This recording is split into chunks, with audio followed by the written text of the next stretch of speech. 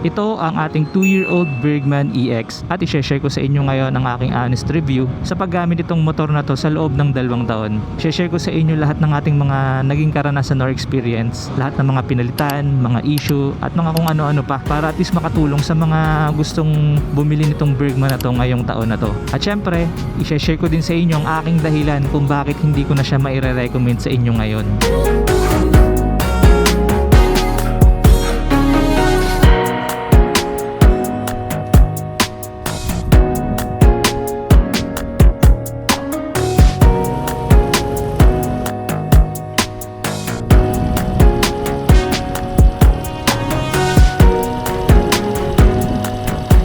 Libo-libong kilometro na natakbo natin gamit itong Bergman natin, kung saan saan na natin siya nadala, tsaka kung ano-anong mga kalsada ng mga pinagdaanan nito, no?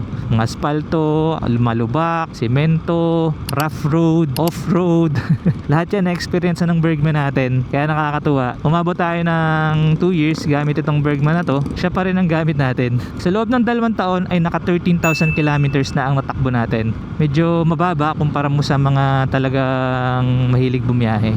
Mostly ginagamit lang natin to for work. So ano lang kasi tayo, weekend long ride eh. Pero sa tingin ko average pa rin naman yan, no?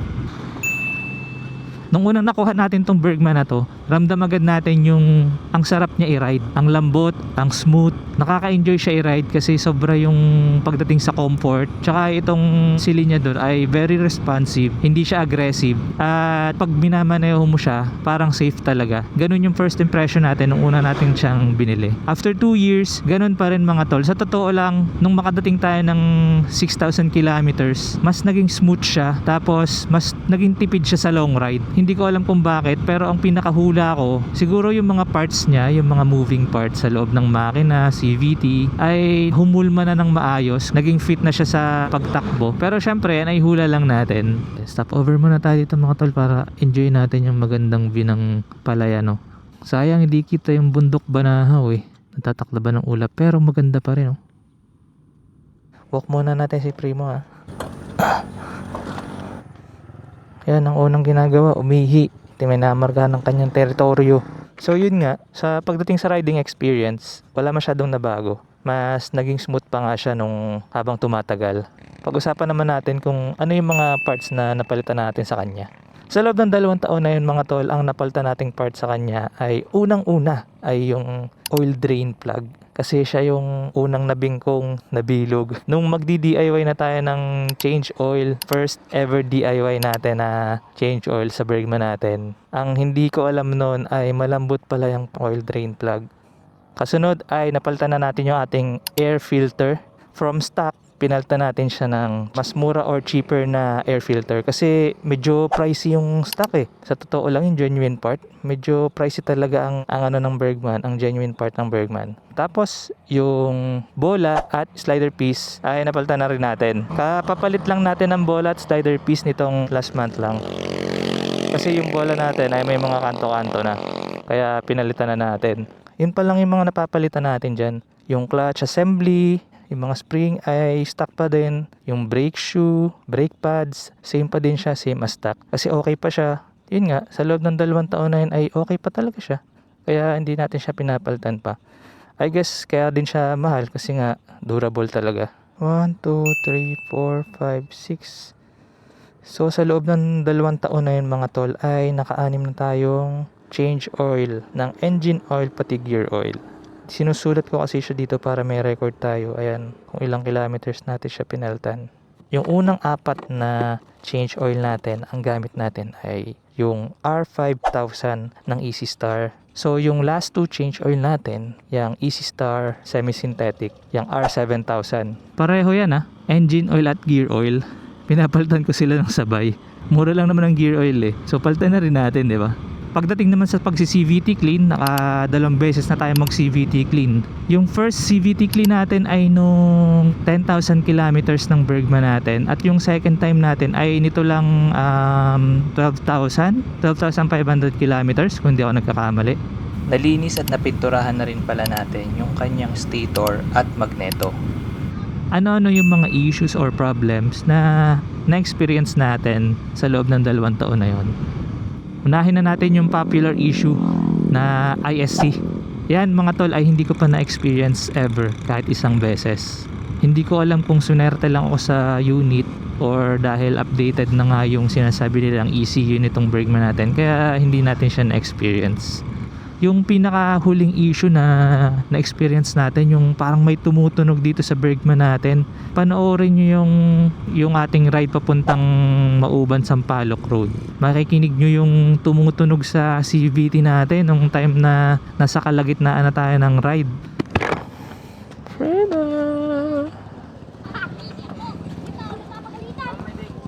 Pasan dagat yan. Let's go, balik na tayo. Sinilip ko lang yung dagat.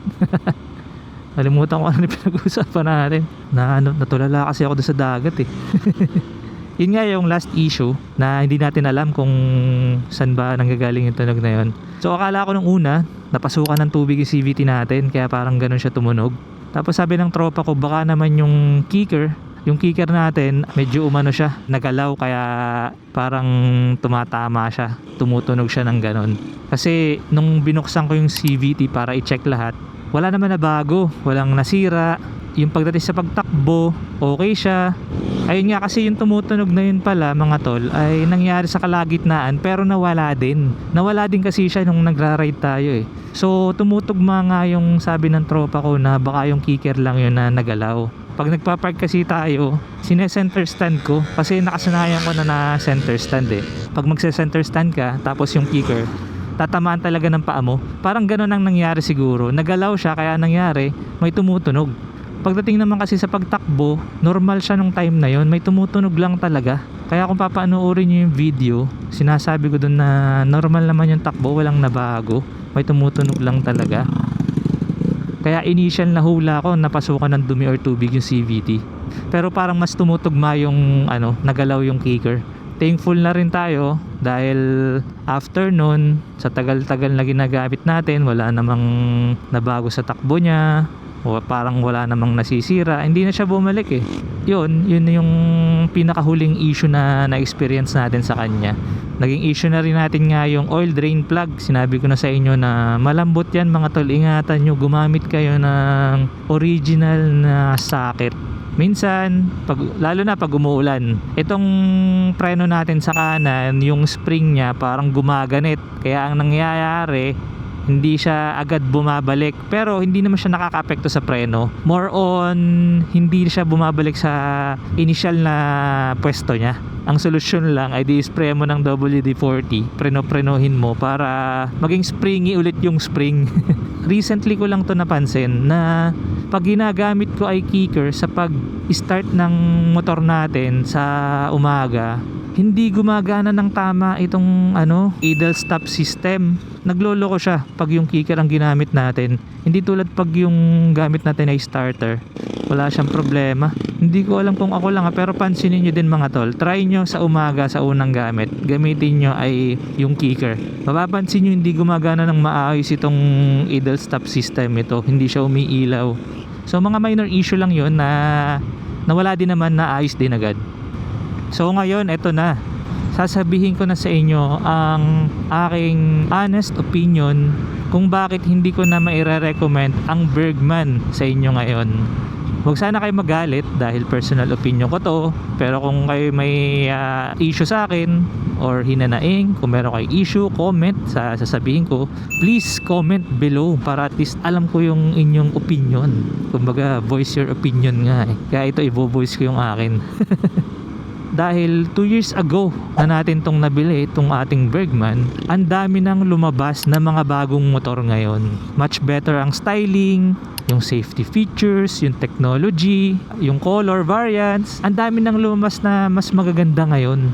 Kahit mismo dito sa Bergman may mas bago na. Kung akong tatanungin nyo, halimbawa kung bibili ako ng bago, ang dami ko ng pamimilian, especially yung mga China brands ngayon na naglalabas ng mga makabagong scooter na siksik sa technology pati sa mga features. Kahit na sabihin na natin na hindi pa natin siya napapatunayan pagdating sa durability dahil Japan kasi tested na kasi yan, yung mga big brands, 'di ba? Kaya kung ako'y tatanungin niyo kung bibiling ko pa rin ba ang Bergman, malamang hindi na talaga.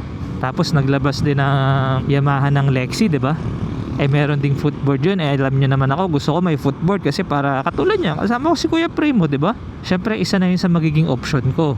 Ngayon, pagdating sa pricing, katulad ng sinabi ko, yung mga China brands, grabe, ang baba nila mag-price ng motor nila, pero mas mabilis, mas siksik sa features, sa safety at technology. Kaya kung tatanungin nyo ako mga tol, hindi ko na talaga marirecommend ang Bergman. Sana wag kayo magalit sa akin, dahil yan ang opinion ko kung tatanungin nyo ako kung worth it pa ba ang Bergman.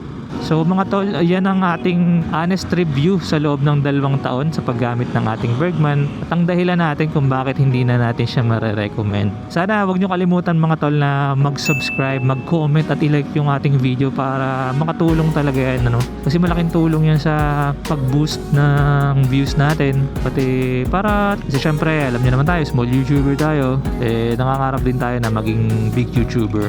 Ibigay nyo yung opinion nyo, huwag kayong mahiya, i-comment nyo dyan. O kung meron kayong hinaing, opinion, tips sa mga iba pang Bergman user, i-comment nyo na lang dyan para mabasa ko, mabasa ng iba, makatulong man o hindi, at least nagbigay kayo ng opinion nyo, diba? At syempre, ire-respeto natin yan. Basta wag nyo lang ako mumurahin. So yun lang mga tol, peace out. Primo, babay na ikaw. Babay na ikaw, dali. Uy, supla, dis Kuya Primo.